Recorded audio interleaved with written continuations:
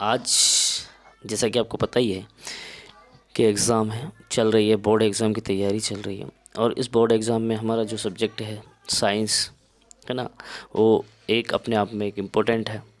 और इसमें हम जो डिस्कस करने जा रहे हैं वो क्या करेंगे, रिवीजन पार्ट करेंगे। रिवीजन समझते हैं ना आप, कि एक चैप्टर का एक ही वन शॉट लगाएंगे हम, और इसमें सारे इम्पोर्टेंट्स जो है उसको हम क्लियर कर देंगे, ठीक है। और इसी के अंदर से एग्ज़ाम में क्वेश्चन पूछे जाएंगे। तो जब भी आप एग्ज़ाम देने जाएं तो कम से कम चैप्टर वाइज वन शॉट लगा कर जाएँ, ताकि आपको उस इम्पोर्टेंट क्वेश्चन के बारे में आपको पता चल जाए। तो आपको ये जैसा कि पता है कि हमारा जो पहला चैप्टर है वो क्या है, chemical reaction and equation. Chemical reaction और इक्वेशन है हमारा। और इसमें इसमें क्या देख रहे हैं हम, देखिए केमिकल रिएक्शन क्या होता है और इक्वेशन क्या होता है, ये चीज़ें हमको आना चाहिए, ठीक है। तो इसके लिए देखें केमिकल रिएक्शन क्या होता है। तो जैसा कि आपको पता है, केमिकल रिएक्शन में अगर हम देखें तो इसमें क्या क्या चीज़ें दिखाएगा हो, यहाँ देखना। जब भी कोई केमिकल रिएक्शन होती है तो उसमें पहली चीज़ आपको क्या मिल गई, milk is left at room temperature during summer. कि समर में मिल्क कैसे लेफ्ट हो जाता है ना। आपने देखा होगा आयरन तवा, पान, नेल, जैसे हम इसको एक्सपोज करते हैं तो एटमॉस्फेयर में एक्सपोज करने पर क्या हो जाता है, ठीक है। तो क्या हो जाता है, उसका रस्ट लग जाता है, ग्रेप गेट फर्मेंटेड। और जो ग्रेप्स होते हैं, जो ग्रेप्स होते हैं, ग्रेप मीन समझते हो ना, अंगूर होते हैं, ठीक है। इसको क्या बोलते हैं, अंगूर बोलते हैं। तो जो ग्रेप्स होते हैं वो भी कैसे हो जाते हैं, फर्मेंटेड हो जाते हैं। और फूड जो है वो कुकड हो जाता है। Food get digest in our body, हमारी बॉडी में फूड कैसे डाइजेस्ट होता है, वी रेस्पायर, हम रेस्पिरेशन करते हैं, कैसे करते हैं। तो जितनी भी सिचुएशन होती है, ये सिचुएशन क्या कहलाती है, केमिकल रिएक्शन के अकॉर्डिंग आती है ना। अब ये केमिकल रिएक्शन हमने पूरा चैप्टर और बहुत ही बारीकियों से स्टडी की है, तो हम दूसरे वीडियोस आप देख सकते हैं। यहाँ पर हम इम्पोर्टेंट चीज़ें देखेंगे, ये एग्जांपल्स जो कि एग्ज़ाम में पूछे ही जाते हैं। अब देखिए एक एक्टिविटी है जो कि एग्ज़ाम के लिए बहुत इंपॉर्टेंट होती है, ये एक्टिविटी, क्योंकि ये एग्ज़ाम में पूछी ही जाती है। क्या एक्टिविटी है, अब एक्टिविटी की बात अगर करते हैं तो ये जो दिख रहा है ना आपको, ये मैग्नीशियम रिबन है। इस मैग्नीशियम रिबन को एक बर्नर के ऊपर अगर हम बर्न करते हैं तो इस वॉच ग्लास में हमें एक मैग्नीशियम ऑक्साइड का वाइट पाउडर बना हुआ दिखाई देता है। तो इसमें हमने क्या किया, जो मैग्नीशियम रिबन है, क्या है मैग्नीशियम रिबन, इस मैग्नीशियम रिबन को हमने बर्न किया। अब ऑक्सीजन की प्रेजेंस में जब हम बर्न करते हैं तो क्या बनता है, मैग्नीशियम ऑक्साइड बनता है। क्या बनता है, मैग्नीशियम ऑक्साइड बनता है, ठीक है। और ये जो मैग्नीशियम ऑक्साइड है ये किस कलर का रहेगा, एक वाइट कलर का रहेगा, ठीक है। और आपको ये दिख रहा है मैग्नीशियम ऑक्साइड उसके फॉर्म में। तो यहाँ ये क्वेश्चन पूछा जाता है कि what happen when magnesium burn with the presence of air, oxygen. तो ये मैग्नीशियम ऑक्साइड फॉर्म करेगा, और ये मैग्नीशियम ऑक्साइड जो है एक वाइट कलर का होता है, ठीक है ना। तो ये थोड़ा सा आप देख कर ही जाएं। उसके बाद अगर हम देखें एक्टिविटी 1.3 एक और दी हुई है, 1.2 और 1.3 एक्टिविटी। यहाँ पर क्या है, 1.2 एक्टिविटी है और क्या है 1.3 एक्टिविटी है। 1.2 क्या कहती है, देख लें आप, take lead nitrate solution in a test tube. अब लीड नाइट्रेट का फार्मूला आपको पता है कि PbNO3 हम बोल रहे हैं, ठीक है। एक टेस्ट ट्यूब में आप लीड नाइट्रेट का सोल्यूशन ले लें और उसमें क्या करें, पोटेशियम आयोडाइड सोल्यूशन ऐड कर दें। और इसमें हम ऐड करते हैं क्या, पोटेशियम आयोडाइड सोल्यूशन। जैसे पोटेशियम आयोडाइड सोल्यूशन अगर हम ऐड करते हैं तो यहाँ आप देखेंगे कि पोटेशियम नाइट्रेट फॉर्म हो जाता है, ठीक है। और लेड आयोडाइड आपका रिलीज़ हो जाता है। तो यहाँ अगर आप बात करते हैं तो क्या ऑब्जर्व करेंगे, तो ये एक्टिविटी आप बिल्कुल पढ़ कर जाएँ, ठीक है। 1.3 एक्टिविटी बेस्ड पेपर्स में क्वेश्चंस आते हैं, तो एक्टिविटी ध्यान में रखना है सभी को। अब यहाँ पर देखें आप, take a few zinc granules conical flask test tube. अब टेस्ट ट्यूब के अंदर जिंक ग्रेन्यूल्स को हम ले लेते हैं और उसमें आप हाइड्रोक्लोरिक एसिड मिक्स कर दो। जब हाइड्रोक्लोरिक एसिड अगर हम मिक्स करते हैं, क्या करते हैं हम, हाइड्रोक्लोरिक एसिड, तो जिंक ग्रेन्यूल्स आप लेते हैं और इसमें हाइड्रोक्लोरिक एसिड अगर हम मिक्स करें तो मिक्स करेंगे तो यहाँ पर क्या फॉर्म हो जाएगा, जिंक क्लोराइड फॉर्म होगा और साथ में हाइड्रोजन गैस निकलती है। तो ध्यान में ये रखना है हमको, जिंक ग्रेन्यूल्स को टेस्ट में लेने के बाद अगर उसमें HCl मिक्स करते हैं तो हाइड्रोजन गैस रिलीज होती है। ये हमारी थर्ड एक्टिविटी। तो 3 एक्टिविटी हमने यहाँ डिस्कस की है ना। अब यहाँ क्या देखना है, जब भी कोई केमिकल रिएक्शन होती है तो उसमें क्या क्या चेंजेस देखने को मिलते हैं ड्यूरिंग द केमिकल रिएक्शन। तो ड्यूरिंग द केमिकल रिएक्शन, जब भी केमिकल रिएक्शन होती है तो क्या क्या चेंजेस होता है। तो सबसे पहली बात अगर करते हैं चेंज इन स्टेट, उस सब्सटेंस की चेंज इन स्टेट, उसका स्टेट बदल जाता है। स्टेट समझते हो ना, स्टेट में अगर आप देखें हम तो वो सॉलिड रहेगा, गैस रहेगा या लिक्विड रहेगा। तो जब भी केमिकल रिएक्शन होती है तो उसकी स्टेट क्या हो जाती है, चेंज हो जाती है। सेकंड अगर हम बोलते हैं तो क्या होगा, चेंज इन कलर। क्या है, चेंज इन कलर। अब कलर, उसके कलर में क्या चेंजेस आ जाएगा, वो वाइट रहेगा, ग्रे रहेगा, ब्लू रहेगा, किस कलर का होगा। तो केमिकल रिएक्शन के दौरान ये चेंजेस होना। उसके बाद अगर हम बात करते हैं तो evolution of a gas, evolution of a gas, ये भी आप देख सकते हैं कि उसमें गैस इवॉल्व हो रही है या नहीं हो रही है। फिर आता है change in temperature, change in temperature, मतलब टेम्परेचर में चेंजेस हो रहा है या नहीं हो रहा है। तो ये सब चीज़ें किस में हो रही है, केमिकल रिएक्शन के दौरान हो रही है। इससे रिलेटेड क्वेश्चंस आते हैं, चाहे वो अदर एक्टिविटीज़ में आते हैं या फिर वन वर्ड में आते हैं, किसी भी तरीके से क्वेश्चन पूछे जाते हैं। आगे चलते हैं, केमिकल इक्वेशन देखिए आप। अब देखो केमिकल इक्वेशन में हमने डिस्कस कर रहे हैं कि केमिकल इक्वेशन क्या है। तो केमिकल इक्वेशन की बात अगर करते हैं हम, जैसे कि अभी हमने एक एक्टिविटी फर्स्ट देखी, तो एक्टिविटी फर्स्ट में क्या किया था, ये जो मैग्नीशियम है, अब साइड में आपको दिख रहा है ये मैग्नीशियम है, इसको हमने बर्न किया था ऑक्सीजन के साथ में, ऑक्सीजन की प्रेजेंस में। जब बर्न कर रहे थे तो क्या बन रहा था, मैग्नीशियम ऑक्साइड बन रहा था। अब यहाँ हमको ये देखना है कि इसको बैलेंस कैसे किया जाए और ये इसकी स्टेट को हमको शो करना है। तो ये मैग्नीशियम जो है वो कैसा दिखाई दे रहा है, ब्रीबन है तो सॉलिड होगा, और ऑक्सीजन क्या है, गैसी फॉर्म में। ठीक है, तो गैसी फॉर्म में ऑक्सीजन है और ये सॉलिड मैग्नीशियम। तो मैग्नीशियम इस ऑक्सीजन की प्रेजेंस में बर्न हो जाता है, जल जाता है, और मैग्नीशियम ऑक्साइड एक पाउडर बना देता है, वो भी सॉलिड है। कैसा पाउडर बनेगा, वाइट बनेगा। पर क्या ये बैलेंस है, बैलेंस नहीं है, क्योंकि आप देख रहे हैं यहाँ पर ऑक्सीजन 2 है, यहाँ ऑक्सीजन क्या है, 1 है।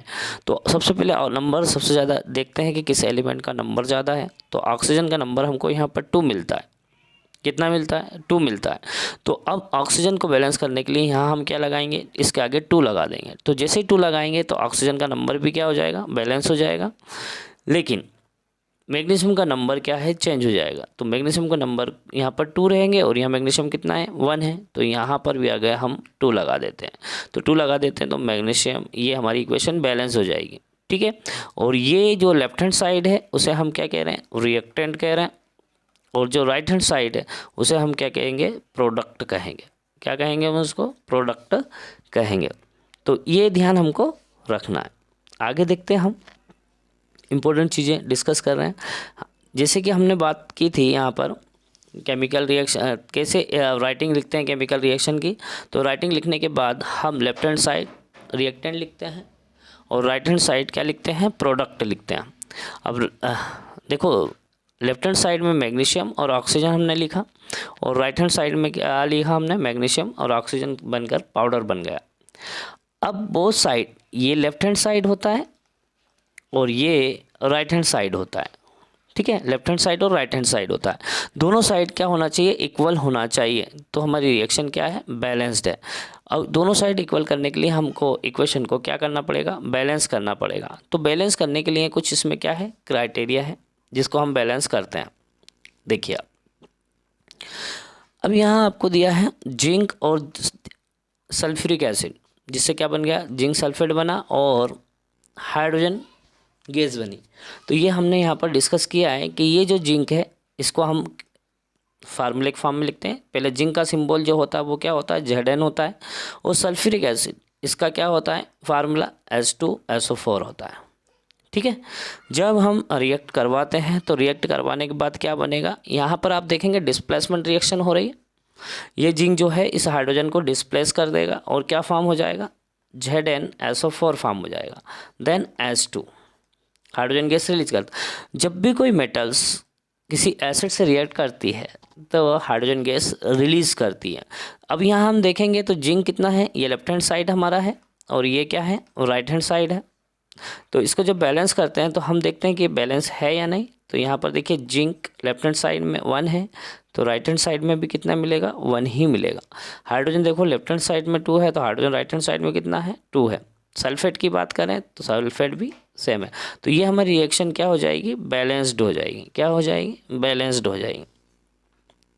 ये देखिए, तो बैलेंस केमिकल रिएक्शन चाहे कुछ भी दे दें वो, जिससे हमको बैलेंस केमिकल रिएक्शन बनाना रहती है। आप देखो यहाँ पर दी है, अब यहाँ पर एक रिएक्शन हमको दी है उन्होंने, आयरन H2O Fe3O4 और H2। इसको कैसे बैलेंस करेंगे, तो सबसे पहले तो हम रिएक्शन को लिख लेंगे Fe + H2O और ये क्या बना रहा है, Fe3O4 + H2। तो इसको बैलेंस करने के लिए सबसे पहले हम देखेंगे कि किस एलिमेंट का नंबर ज़्यादा है, उसको हम बॉक्स का बना लेंगे। वैसे बॉक्स तो सभी का बना लेंगे पर लेकिन यहाँ पर देखें ऑक्सीजन का नंबर सबसे ज़्यादा है। तो अब ऑक्सीजन का नंबर यहाँ पर देखो, इस साइड ऑक्सीजन का नंबर कितना है, 1 है और इस साइड ऑक्सीजन का नंबर कितना है, 4 है। ये लेफ्ट हैंड साइड है हमारा और ये क्या है, और राइट हैंड साइड है। तो आप देखेंगे ऑक्सीजन इस साइड 1 है और यहाँ पर ऑक्सीजन जो है वो कितनी है, 4 है। अगर इस ऑक्सीजन को 4 करना है तो इस 1 में किसका मल्टीप्लाई करना है पड़ेगा, 4 का। ठीक है, और यहाँ पर आप देखें तो यहाँ पर मल्टीप्लाई किसका कर देंगे, 1 का कर देंगे। तो जब ऐसा अगर हम करते हैं तो ऑक्सीजन हमारी कितनी हो जाएगी, दोनों तरफ इक्वल हो जाएगी। तो देखो सबसे पहले बैलेंस केमिकल इक्वेशन लिखने के लिए हम उसकी रिएक्शन लिखते हैं। रिएक्शन लिखने के बाद हम देखते हैं कि किस एलिमेंट का नंबर ज़्यादा है। अब देखें आगे, तो हम इसको ऐसा लिखेंगे तो ये Fe और यहाँ क्या हो जाएगा, 4H2O हो जाएगा और इस तरीके से Fe3O4 हो जाएगा और यहाँ पर देखें H2। अब देखो कंडीशन क्या हो गई कि दोनों तरफ ऑक्सीजन कितना है, 4 आ गया। लेकिन अब सेकंड देखें, या तो आप आयरन ले लें या फिर आप हाइड्रोजन ले लें। तो आयरन अगर आप लेते हैं तो आयरन कितना है, 3 है। तो यहाँ पर भी 3 का मल्टीप्लाई हमको करना पड़ेगा। तो सेकंड कंडीशन में हम देखें 3 आयरन हो गए हमारे यहाँ और ये 4H2O हो गया। यहाँ पर देखो Fe3O4। हाइड्रोजन देखो, अब हाइड्रोजन कितना है, यहाँ पर हाइड्रोजन की बात करें तो हाइड्रोजन नंबर कितना है, 4 × 2 = 8 हाइड्रोजन यहाँ पर मिलेंगे। और जबकि यहाँ हाइड्रोजन कितना है हमारे पास, इस यहाँ पर अगर देखें हाइड्रोजन 2 ही है। तो अब इस 2 में किसका मल्टीप्लाई करें ताकि 8 हो जाए, तो यहाँ 4 का मल्टीप्लाई हम करेंगे। तो हमारी जो फाइनल रिएक्शन होगी वो फाइनल रिएक्शन हमारी क्या हो जाएगी, देखें 3Fe + 4H2O एरो और क्या हो जाएगा आपका Fe3O4। ठीक है, और साथ में 4H2 हो जाएगा। ठीक है ना। तो हमने क्या देखा, हम यहाँ ये देख रहे हैं कि किस तरीके से हमने इक्वेशन को बैलेंस किया है। तो आप इस तरीके से इक्वेशन को बैलेंस कर सकते हैं। तो फाइनल इक्वेशन में आपको एक बार फिर से लिख दूं, Fe कितना हो लिया था हमने, 3 + 4H2O था हमारा एंड एरो हमने बनाया था और हम यहाँ पर लिख रहे थे Fe3O4 देन 4H2। तो ये इक्वेशन बैलेंस्ड हो जाएगी हमारी। और फिर अगर हमको लिखना है यहाँ पर, तो देखो ये सॉलिड है, आयरन हमेशा सॉलिड फॉर्म में ही होता है। और यहाँ देखो आयरन कभी भी कोल्ड वाटर से रिएक्ट नहीं कर पाता। तो यहाँ हम इसको वेपर फॉर्म में लिखते हैं, मतलब गैसी स्टीम के फॉर्म में लिख सकते हैं इसको। ये ऑक्साइड फॉर्म बना तो ये कैसा बनेगा, सॉलिड, और ये गैस। ठीक है, तो इस तरीके से हम इक्वेशन को बैलेंस कर सकते हैं। तो ऐसे आप मेथड यूटिलाइज कर सकते हो। ये मेथड दी है, फर्स्ट स्टेप में क्या करना है अपने को, देखो फर्स्ट स्टेप में क्या करना है, ऐसे बॉक्स बना लेना है। सेकंड स्टेप में फिर काउंटिंग करना है कि लेफ्ट हैंड साइड कितना, राइट हैंड साइड कितना है। ठीक है, और थर्ड स्टेप में आपको क्या बोला है उसने, थर्ड स्टेप में आप मैक्सिमम नंबर देखेंगे उसको अंडरलाइन करेंगे। ये थर्ड स्टेप में तो हमने वही किया, मैक्सिमम नंबर देखे यहाँ पर और अंडरलाइन किया था। ठीक है, उसके बाद हमने देखा फोर्थ स्टेप में, उसकी फोर्थ स्टेप में हमने क्या देखा, तो फोर्थ स्टेप में हमने देखा नेक्स्ट हाइड्रोजन का लिया या फिर आप आयरन का ले सकते हो, उसको बैलेंस बना सकते हो, है ना। और फिफ्थ स्टेप में जो इक्वेशन है पूरी हमने लिख दी। उसके बाद ये पूरी एक रिएक्शन हमारी फॉर्म हो गई थी, ठीक है। अब उसके बाद एक और स्टेप बचती है, सेवन्थ स्टेप, जिसका हमने सिंबल बताया था आपको। तो सिंबल में आप क्या देखेंगे, आयरन क्या है, आयरन सॉलिड फॉर्म में है, और देखो यहाँ गैसियस फॉर्म में, क्योंकि आयरन जो है हमारा रिएक्ट कर ही नहीं पाता ऐसे, है ना। और ये क्या आ गया आपका, सॉलिड फॉर्म में, है ना। और ये हाइड्रोजन गैस फॉर्म में हो गया। तो इस तरीके से हम इक्वेशन, कोई सी भी रिएक्शन को क्या कर सकते हैं, बैलेंस बना सकते हैं। कुछ और एग्जांपल्स उनने दिए हैं, तो एग्जांपल में आप देखें कार्बन मोनोऑक्साइड और हाइड्रोजन का एग्जांपल। तो देखो CO ये गैसियस फॉर्म में है, और ये 2H2 हाइड्रोजन है, ये भी गैसी फॉर्म। जब इसकी रिएक्शन कराते हैं तो यहाँ क्या बन जा रहा है, मेथेनॉल बनेगा, जो कि किस फॉर्म में, लिक्विड फॉर्म में। लेकिन यहाँ यूटिलाइज़ क्या किया, 340 एटमॉस्फेरिक प्रेशर में हमने इसको यूटिलाइज़ किया। बहुत सारे एग्जांपल्स हैं, सनलाइट वाला, कभी कभार ये क्वेश्चंस पूछ लेते हैं आप लोगों से। कौन सा क्वेश्चन पूछ लेते हैं आप देखना, ये क्वेश्चंस, फोटोसिंथेसिस की रिएक्शन। अब इसमें क्या है, कार्बन डाइऑक्साइड एक्वस फॉर्म में होता है, और ये वाटर। अब इसकी रिएक्शन अगर करेंगे सनलाइट की वजह में, तो यहाँ देखो C6H12O6 फॉर्म होगा, और ऑक्सीजन O2 क्या है, O2 एंड वाटर फॉर्म हो रहा है।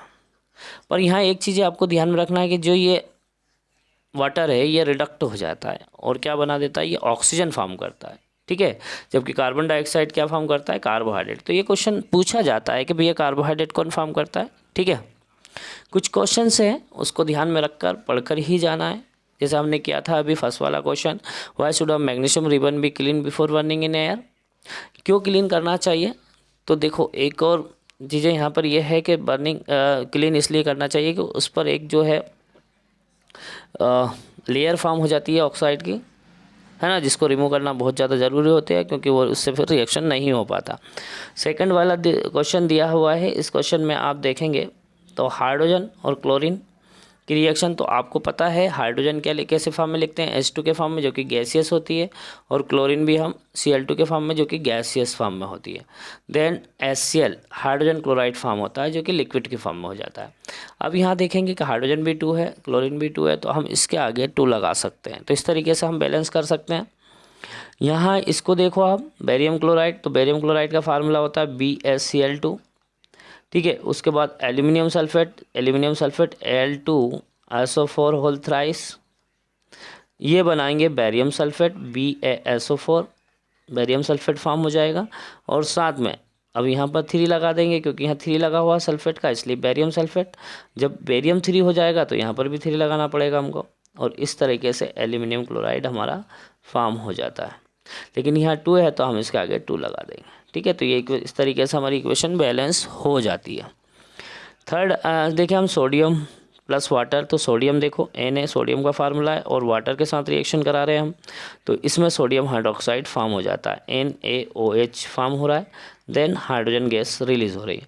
अब इक्वेशन को बैलेंस अगर करना है तो NaOH है, हाइड्रोजन 3 हो रहे हैं, लेकिन यहाँ 2 लगा देते हैं तो हाइड्रोजन 4 हो जाते हैं। तो यहाँ पर भी हमको 2 लगाना पड़ेगा, जिससे हाइड्रोजन 4 हो जाएगी, और यहाँ सोडियम के लिए हम 2 कर देंगे इस तरीके से। तो इस तरीके से ये क्वेश्चन आपको समझ में आए होंगे। उसके बाद अगर हम देखें तो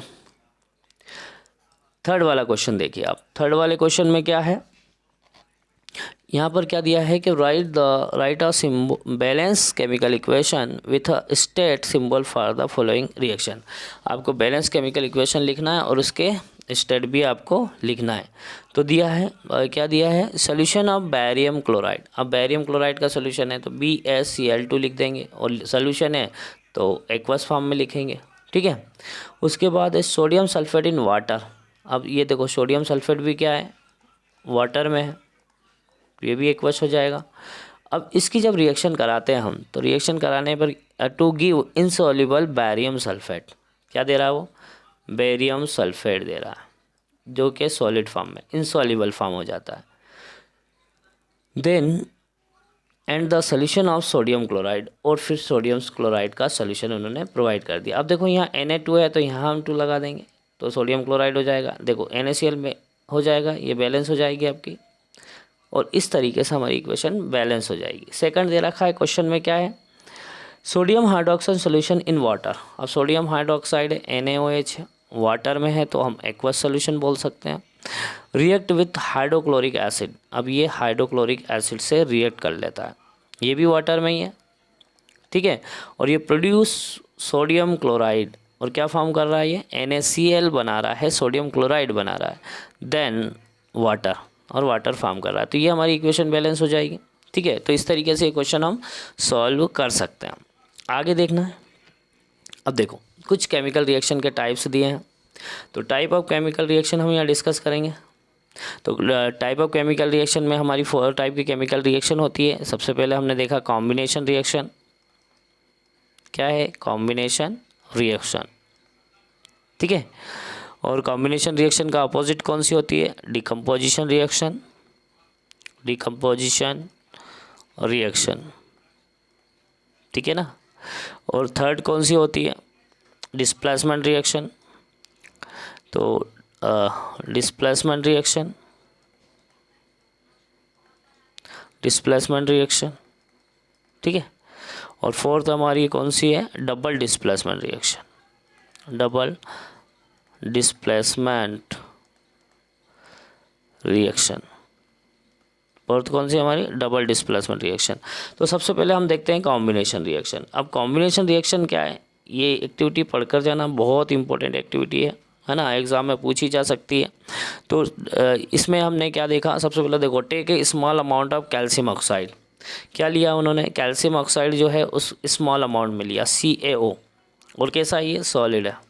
तो and or quick lime in a beaker. अब देखो CaO को एक नाम है इसका क्विक लाइम, ये क्वेश्चन पूछा गया है, बिल्कुल एग्जाम में आपको देखने को मिल जाएगा, क्या है ये, क्विक लाइम है। अब इसकी रिएक्शन अगर हम वाटर से करते हैं, वाटर क्या है, लिक्विड है, तो वाटर से अगर करने पर, है ना, फिर बीकर को हम टच करके देखते हैं, देखिए आप टच करके देख रहे हैं, तो हमने कुछ प्रॉपर्टी देखी थी केमिकल रिएक्शन की, कि change in temperature, change in temperature, क्या टेम्परेचर में चेंजेस हुआ तो हम देखेंगे कि बीकर क्या है, बीकर गर्म हो जाता है, हीट दे देता है, ठीक है। तो यहाँ पर आप देखना, ये जब रिएक्शन आपस में करते हैं तो एक कैल्शियम हाइड्रोक्साइड बनेगा।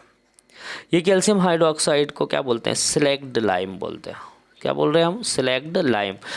100% इनके फार्मूले कभी कभार को एग्जाम में पूछे जाते हैं कि सिलेक्ट लाइम का फार्मूला क्या है, तो कैल्शियम हाइड्रोक्साइड, ठीक है।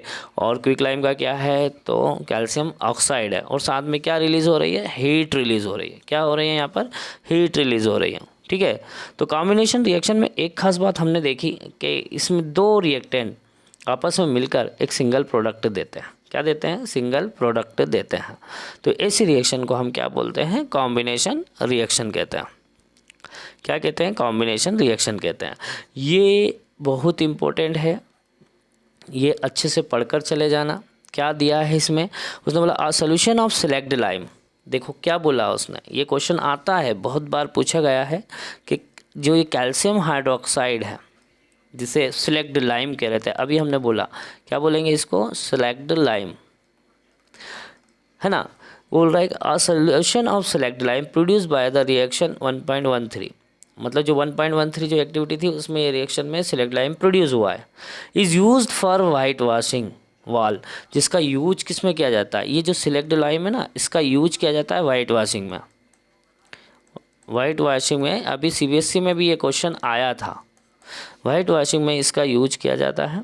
Calcium hydroxide react slowly with the carbon dioxide. अब धीरे धीरे ये जो कैल्शियम हाइड्रोक्साइड है ये कार्बन डाइऑक्साइड से धीरे धीरे रिएक्ट करेगा। देखो कार्बन डाइऑक्साइड गैस है, ये गैस है, और ये क्या है, ये लिक्विड है, एक्वस सॉल्यूशन है, ठीक है। तो ये धीरे धीरे इससे रिएक्ट करेगा। अब रिएक्ट करने के बाद क्या होता है, इन एयर, देखो slowly with carbon dioxide in air to form thin layer of calcium carbonate. तो अब देखें यहाँ पर क्या फॉर्म हो रहा है, कैल्शियम कार्बोनेट की एक थिन लेयर बन जाती है। ये थिन लेयर क्या बन रही है, thin layer of calcium carbonate on the wall. Calcium carbonate is formed after 2 to 3 days। ये जो कैल्शियम कार्बोनेट है ये 2 से 3 दिन, ये 2 से 3 दिन समय लगता है इसको बनने में, ठीक है। Washing of a give shiny finish to the wall, जिससे वॉल कैसी होती है कि शाइनी, उसमें चमक उत्पन्न हो जाती है। It is interesting to know that chemical formula for marble is also calcium carbonate. ये बहुत इम्पोर्टेंट है कि मार्बल का फार्मूला क्या होता है, कैल्शियम कार्बोनेट होता है। कि बहुत बार ये क्वेश्चंस पूछा गया है, तो आपको ये ध्यान में रखना है कि जो कैल्शियम कार्बोनेट है ना, उसका फार्मूला क्या होता है, CaCO3 होता है। क्या होता है उसका, CaCO3।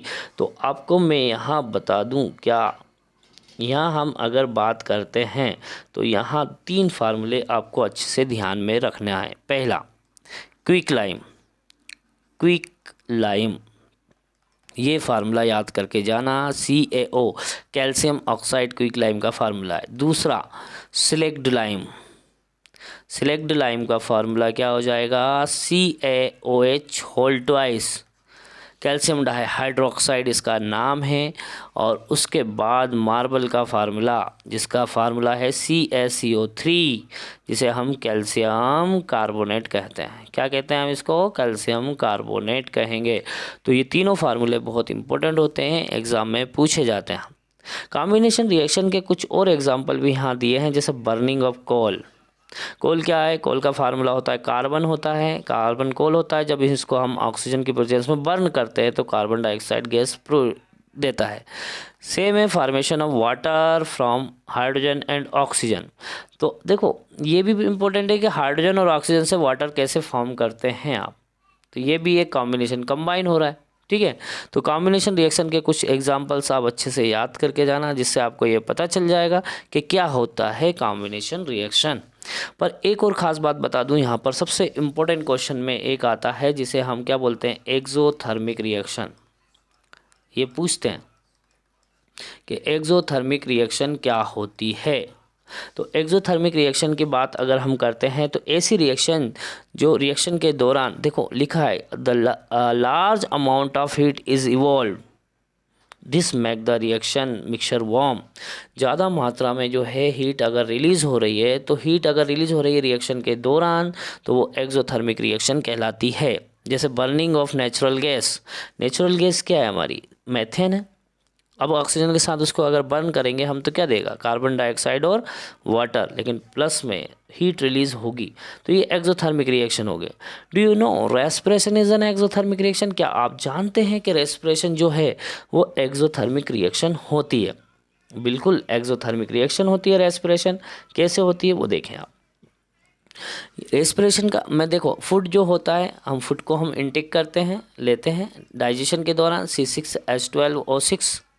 ठीक है, अब जब भी हमारा फूड, हमारी इंटेस्टाइन है जो है उसको लिक्विड फॉर्म में ही एब्जॉर्ब कर पाती है। जब इसको हम ऑक्सीजन की प्रेजेंस में बर्न करते हैं तो बर्न करने के दौरान हमारी सेल में कार्बन डाइऑक्साइड फॉर्म होता है और वाटर होता है, लेकिन ज़्यादा अमाउंट में क्या होती है, ही एनर्जी रिलीज़ हो जाती है। क्या होती है, एनर्जी ही रिलीज़ होती है। अब ये एनर्जी जो है हमारे डेली एक्टिविटी के परफॉर्म के लिए इम्पोर्टेंट की जाती है। तो देखो, carbohydrate are broken down to form glucose, glucose combine with oxygen in the cell. Glucose कहाँ ऑक्सीजन से कंबाइन होती है, सेल में कंबाइन होती है, और प्रोवाइड एनर्जी। तो ऐसी रिएक्शन जो ऐसी केमिकल रिएक्शन जिसमें एनर्जी रिलीज़ हो रही हो उसे हम एक्सोथर्मिक रिएक्शन कहते हैं। तो रेस्पिरेशन भी एक क्या है, एक्सोथर्मिक रिएक्शन कहलाती है। क्या कहलाती है। अब ऐसे एक और देखो एग्जांपल यहाँ दिया है, यहाँ पर क्या, ये decomposition of vegetable matter into compost. जो वेजिटेबल मैटर है उसको कंपोस्ट में डिकम्पोज होने में भी एनर्जी रिलीज होती है, जिसे हम एक्सोथर्मिक रिएक्शन कहते हैं। क्या कहते हैं हम उसको, एक्सोथर्मिक रिएक्शन कहते हैं। ठीक है,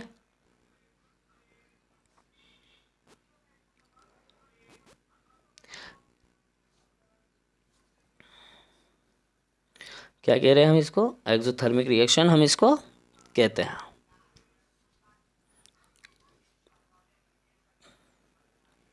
क्या हो गया, थोड़ा सा वेट।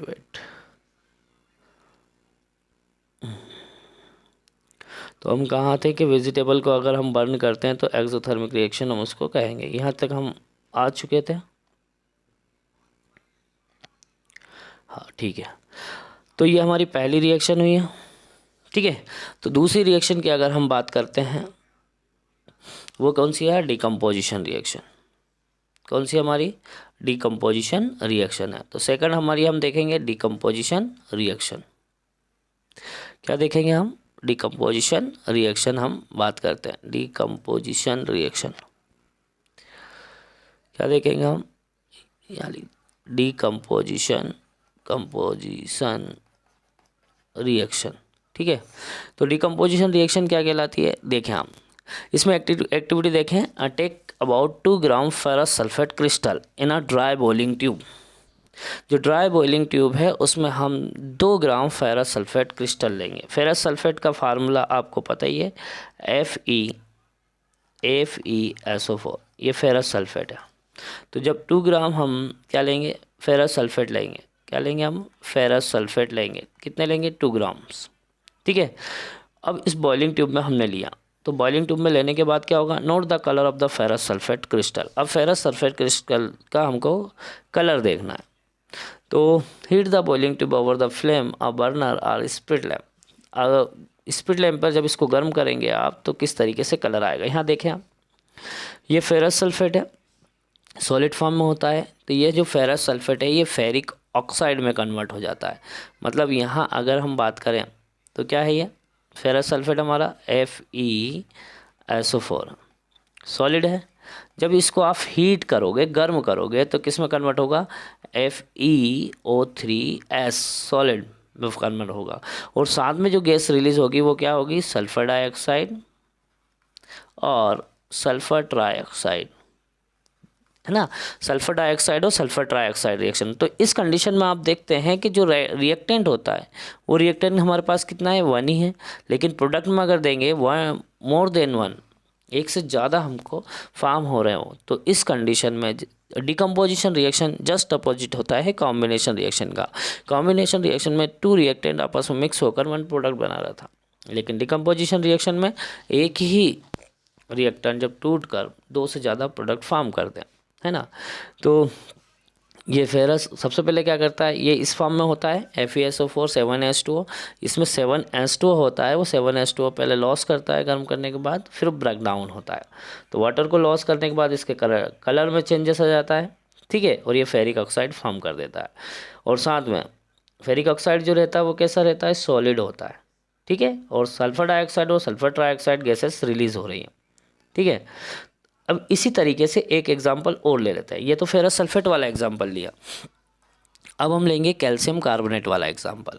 कैल्शियम कार्बोनेट का आपको पता है फार्मूला CaSCO3। इसे अभी हमने बोला था लाइम स्टोन भी बोल सकते हैं इसको हम, या मार्बल का फार्मूला भी हमने देखा। जब इसको हीट करते हैं, गर्म करेंगे, तो गर्म करने के दौरान क्या बनेगा, क्विक लाइम बन जाएगा। देखो CaO, और साथ में क्या निकलेगी, कार्बन डाइऑक्साइड गैस रिलीज होगी। तो दूसरा एग्जाम्पल हमारे पास ये हो जाता है। ठीक है, एक और एक्टिविटी है वो ध्यान रखना आप, क्योंकि एक्टिविटी बेस्ड क्वेश्चन बनते हैं, बहुत बार एग्जाम में पूछे जाते हैं, तो आपको देखना है। Take about 2 gram lead nitrate, यहाँ पर लीड नाइट्रेट ही लिया पाउडर, और इससे पहले हम इसको डिस्कस कर चुके हैं। फिर इसके कलर को ऑब्जर्व करना है किस तरीके से बर्न हो रहा है। ठीक है, एक ब्राउन फ्यूम्स बन रही है। ठीक है, और ये ब्राउन फ्यूम्स किस कारण बन रही है, नाइट्रोजन ऑक्साइड के कारण बन रही है। इसकी रिएक्शन हम देखते हैं कैसी है, तो रिएक्शन यहाँ देख सकते हैं आप, ये देखो यहाँ रिएक्शन जो आपको दिखाई दे रही है, लीड नाइट्रेट का फार्मूला होता है, देखो Pb ब्रैकेट में NO3 होल ट्वाइस, सॉलिड है ये, क्या है ये, सॉलिड है। और यहाँ पर अगर हम करते हैं, तो ये जब इसको हीट प्रोवाइड की जाएगी, तो ये लीड ऑक्साइड बना देगा। क्या बनाएगा, ये लीड ऑक्साइड बनाएगा। लीड ऑक्साइड बनने के साथ में ही क्या, ये नाइट्रोजन ऑक्साइड जो है कि एक ब्राउन फ्यूम्स वो देता है, और साथ में ऑक्सीजन रिलीज़ करता है। ठीक है, तो बहुत इंपॉर्टेंट है, एग्ज़ाम में पूछा जाता है, तो आपको ये ध्यान में रखना है। ठीक है, एक और एक्टिविटी बेस्ड क्वेश्चन बहुत बार एग्ज़ाम में पूछा गया है लगभग। देखो कारण क्या है, 1 शॉट का मीनिंग ये होता है कि आपका एक पूरा रिवीजन हो जाए, और हम भी यही चाहते हैं कि आपका क्या हो जाए, रिवीजन हो जाए। तो इसको अच्छे से देखें आप। ठीक है, और ये सारी चीज़ें अगर आप डिस्कस करके चले गए, यहाँ से देखकर चले गए, तो आपको किसी तरह का कोई कन्फ्यूज़न नहीं आएगा। तो एक्टिविटी क्या देखें, एक्टिविटी 1.7 देखो, एक मग लिया, देखो एक मग लिया है यहाँ पर, और इस मग में आप देखना क्या है, इलेक्ट्रोड लगा दिए, ये इलेक्ट्रोड लगा दिए दो। अब वो इलेक्ट्रोड किसके होते हैं, ये रबर और ग्रेफाइट के इलेक्ट्रोड होते हैं, और रबर स्टॉपर उसमें लगा दिया, ठीक है। और ये जो टेस्ट ट्यूब है, इस टेस्ट ट्यूब को पानी भर के उल्टा इस इलेक्ट्रोड पर रख दिया, और एक 6 वोल्ट की बैटरी ली। अब इस 6 वोल्ट की बैटरी से करंट को फ्लो किया। जैसे करंट को फ्लो करेंगे तो यहाँ पर देखना क्या हो रहा है, हमने पहले डिस्कस किया था क्या हो रहा है। यहाँ पर जो वाटर है H2O है, ये ब्रेक डाउन होगा किसके द्वारा, इलेक्ट्रोलिसिस के द्वारा। और इलेक्ट्रोलिसिस के द्वारा होगा तो एक तरफ हाइड्रोजन गैस बनेगी और दूसरी तरफ ऑक्सीजन बनेगी।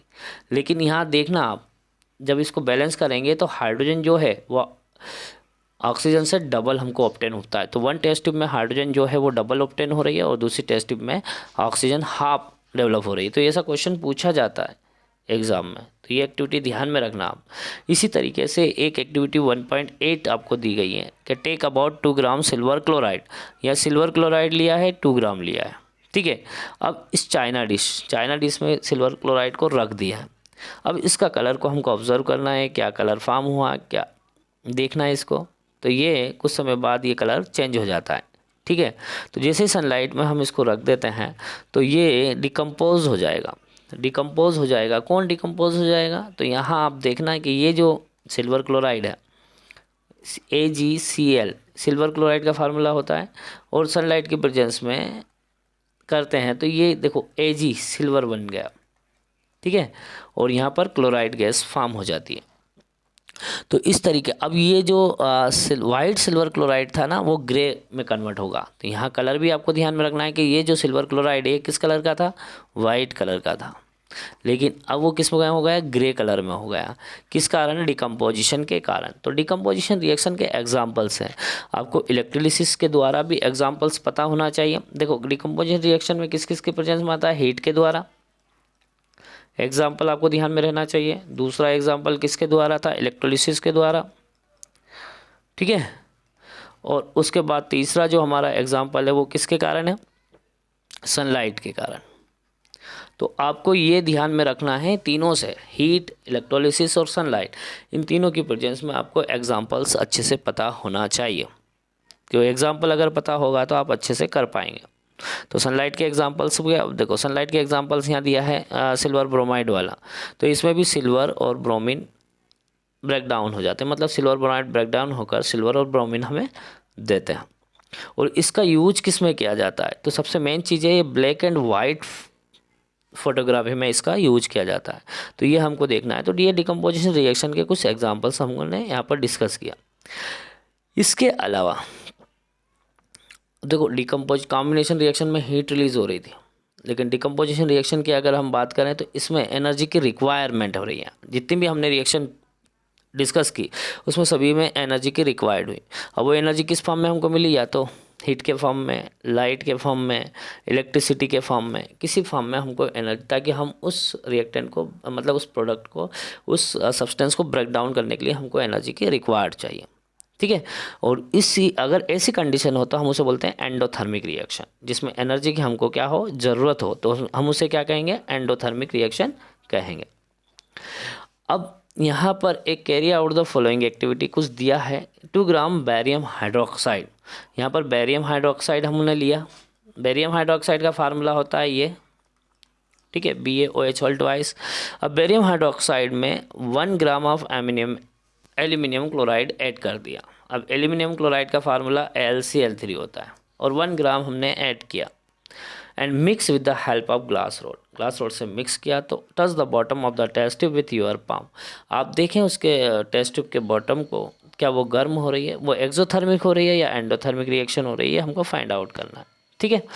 अब एक और यहाँ देखो क्वेश्चन दिया है, सबसे बढ़िया क्वेश्चन दिया है जो हमने डिस्कस किया है ना, और आप कर देंगे। हमारा ये रिवीजन पार्ट में आपको इतना तो समझ में आ जाएगा कि सारे क्वेश्चन को सॉल्व कर देंगे। थोड़ा समय लगेगा, थोड़ा वीडियो बड़ा बनेगा, पर लेकिन आपको सारे कॉन्सेप्ट क्लियर हो जाएंगे यहाँ पर। जैसे एक क्वेश्चन हमारा दिया है, फर्स्ट वाला क्वेश्चन बहुत ही बढ़िया क्वेश्चन दिया है, a solution of substance x is used for white washing. देखो एक सब्सटेंस है जिसका यूज़ वाइट वॉशिंग में किया जाता है, तो दिमाग में आ जाना चाहिए कि वाइट वॉशिंग में किसका यूज कर रहे हैं हम, ठीक है। Name the substance x and right it's formula. अब देखो सिलेक्ट लाइन में आप देखना CaOH होल ट्वाइस, इसका यूज़ हम सिलेक्ट लाइन का वाइट वॉशिंग में करते हैं, इसका फार्मूला आ जाएगा। And right the reaction of the substance x named in the above with the water. अब देखो एक और चीज़ बोल दी उसने कि भैया वाटर से रिएक्शन करना है, ठीक है, लाइम वाटर है, वाटर से रिएक्शन करना है, वाटिंग वॉशिंग है, तो यहाँ पर आपको एक्स की वैल्यू बताना है। तो क्विक लाइम देखना, हमने क्विक लाइम बात की थी क्या, CaO, ये क्विक लाइम है, ठीक है, ये वाइट वॉशिंग में इसका यूज करते हैं, लेकिन इसको हम वाटर से रिएक्ट करते हैं तो क्या बनेगा, ये बनेगा सिलेक्ट लाइम बनेगा। क्या बन रहा है, सिलेक्ट लाइम बन रहा है, ठीक है।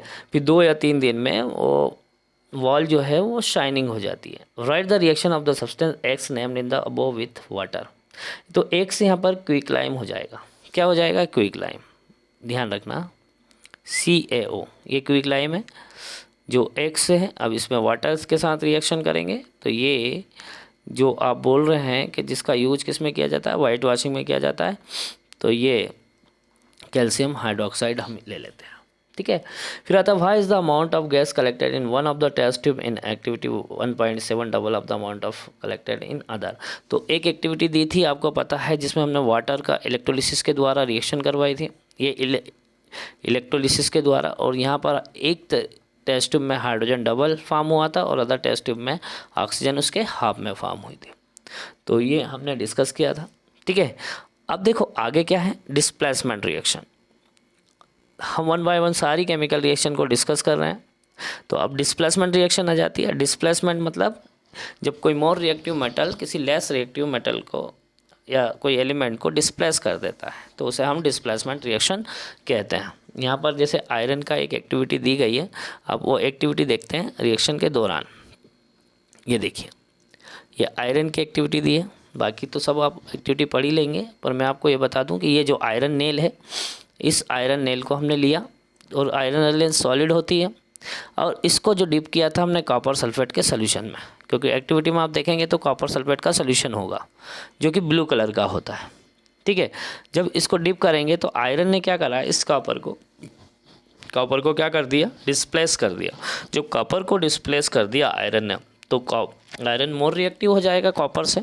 तो डिस्प्लेस करने के बाद क्या फॉर्म हो रहा है, फेरस सल्फेट फॉर्म हो रहा है और कॉपर रिलीज हो जाता है। तो अब यहाँ अगर हम देखते हैं तो फेरस सल्फेट और कॉपर फॉर्म होगा, ठीक है, या आयरन सल्फेट भी हम उसको कह सकते हैं। तो आयरन ने डिस्प्लेस किया किसको, दूसरे एलिमेंट को, है ना। दूसरा एलिमेंट कौन है, कॉपर है, फ्रॉम कॉपर सल्फेट सोल्यूशन। ये रिएक्शन डिस्प्लेसमेंट रिएक्शन कहलाती है। कुछ और एग्जांपल डिस्प्लेसमेंट रिएक्शन के दिए हैं, जैसे जिंक कॉपर सल्फेट है, जिंक ने कॉपर को फिर डिस्प्लेसमेंट कर दिया। लेड है कॉपर क्लोराइड में, तो कॉपर को डिस्प्लेस कर दिया उसने, लेड क्लोराइड फॉर्म हुआ, ठीक है। तो ये था डिस्प्लेसमेंट रिएक्शन की कहानी। आता है हमारा डबल डिस्प्लेसमेंट रिएक्शन। तो डबल डिस्प्लेसमेंट रिएक्शन क्या है वो देखें आप। अब डबल डिस्प्लेसमेंट क्या है, आप देखते हैं कि कोई रिएक्शन, जैसे एक एग्जांपल हमने रिएक्शन का यहाँ ले लेते हैं, जैसे यहाँ जो दिया है वही एग्जांपल हम लेंगे। तो एग्जांपल में क्या है, Na2SO4 सोडियम सल्फेट है, जो क्या है, एक्वस है। जब ये रिएक्शन किससे करता है, बेरियम क्लोराइड से करता है। तो बेरियम क्लोराइड से कर रहा है, तो आप देखेंगे कि सोडियम की जगह ये सोडियम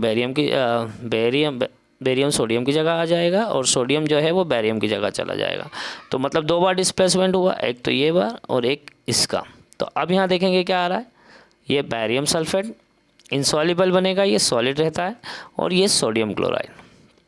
तो 2 बार डिस्प्लेसमेंट हुआ, इसलिए हम इसको डबल डिस्प्लेसमेंट रिएक्शन कहते हैं, ठीक है।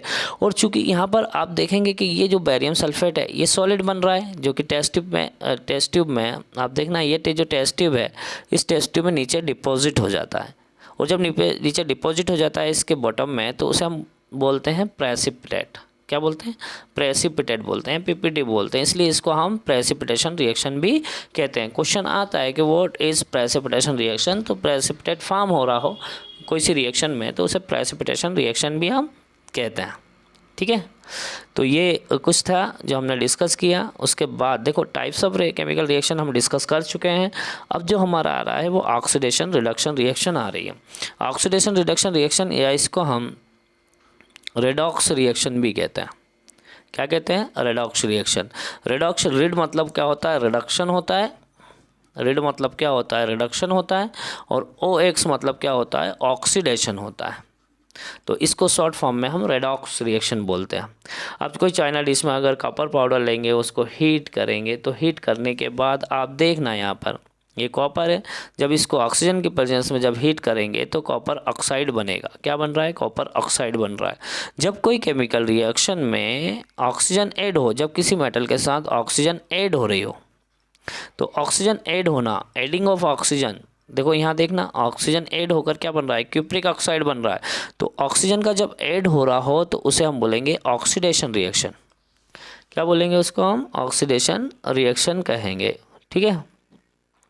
एक यहाँ पर रिएक्शन देखे हैं जिसमें हमको रेडॉक्स रिएक्शन समझ में आ जाएगा कि क्या चीज़ें होती है रेडॉक्स रिएक्शन। तो ये देखना आप, ये है हमारा क्यूप्रिक ऑक्साइड और इसमें हमने हाइड्रोजन मिला दिया।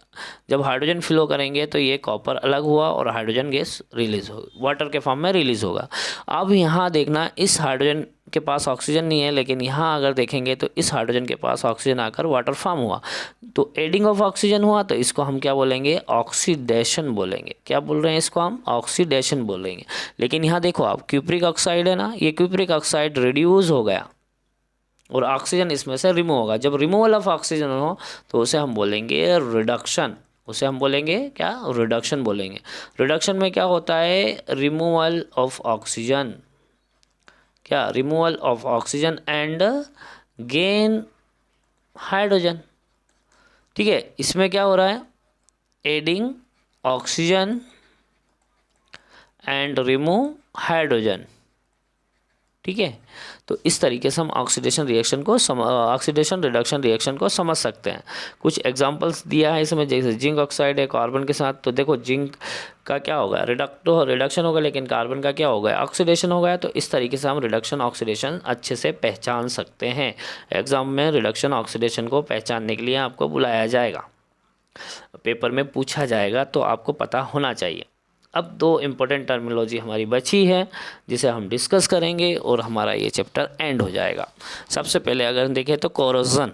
अब जैसे पहले ही पढ़ते आ रहे हैं हम लोग कि आयरन जो है, अगर उसको फेवरेबल कंडीशन इन्वायरमेंट में जहाँ पर नमी हो, मॉइस्चर हो या एयर प्रेजेंट हो, तो एक अनडिजायरेबल सब्सटेंस फॉर्म हो जाता है जिसके कारण उस पर रस्ट हो जाएगा। उसी को हम कोरोजन कहेंगे। तो वो स्टार्टिंग में जो आयरन आर्टिकल्स होता है वो शाइनिंग होता है जब वो नया होता है तब, लेकिन जैसे उस पर कोई दूसरे सब्सटेंस फॉर्म हो जाता है समय के बाद वो रेडिश ब्राउन हो जाता है, क्योंकि उसका ऑक्सीडेशन हो जाता है। और उसी को हम रस्टिंग ऑफ आयरन कहेंगे, है ना, क्योंकि उसका कलर चेंज हो जाएगा और वो मेटल थोड़ा सा क्या हो जाएगा? कमज़ोर, वीक हो जाएगा, क्योंकि वहाँ दूसरे सब्सटेंस फॉर्म हो जाते हैं। अब इसके अलावा आपने देखा होगा कभी कॉपर और सिल्वर पर भी कुछ दूसरे सब्सटेंस की कोटिंग हो जाती है, और वो किसके कारण? मॉइस्चर, एसिड के कारण होता है। इसे ही हम कोरोजन कहते हैं।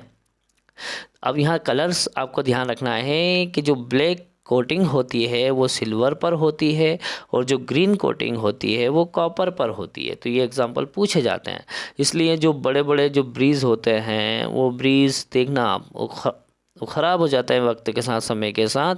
तो ये देखो बॉडीज ब्रीज या आयरन फॉलिंग या शेप्स या जितने भी जो मेटल आयरन से बने होते हैं या जो मेटल से बने होते हैं वो समय के साथ धीरे धीरे क्या हो जाते हैं? डल होने लग जाते हैं। ठीक है। इसके बाद आता है हमारा रैंसिडिटी। रैंसिडिटी क्या क्या है आपने देखा होगा क्या समय के साथ फैट या ऑयल कंटेनिंग फूड जो है उनका टेस्ट चेंज हो जाता है। और वो चेंज होने का कारण क्या है? वो ऑक्सीडाइज हो जाते हैं, जिसके कारण वो रैंसिड हो जाएंगे, उसमें स्मेल आने लगेगी, टेस्ट में चेंजेस होने लग जाता है।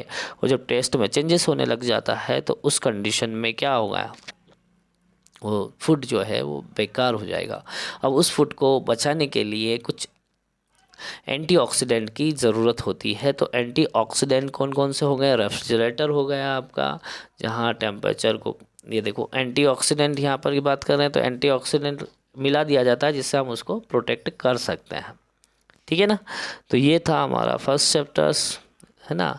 आई होप कि आपको लगा होगा। तो अब जो भी कन्फ्यूजन है आप बिल्कुल डिस्कस कीजिए। आज के लिए है इतना ही, है ना। और एक और बात यह है, अगर किसी भी क्वेश्चन में कुछ दिक्कत हो तो बिल्कुल आप अपने जो भी क्वेरी है कमेंट बॉक्स में बिल्कुल शेयर करें। तो थैंक यू वेरी मच।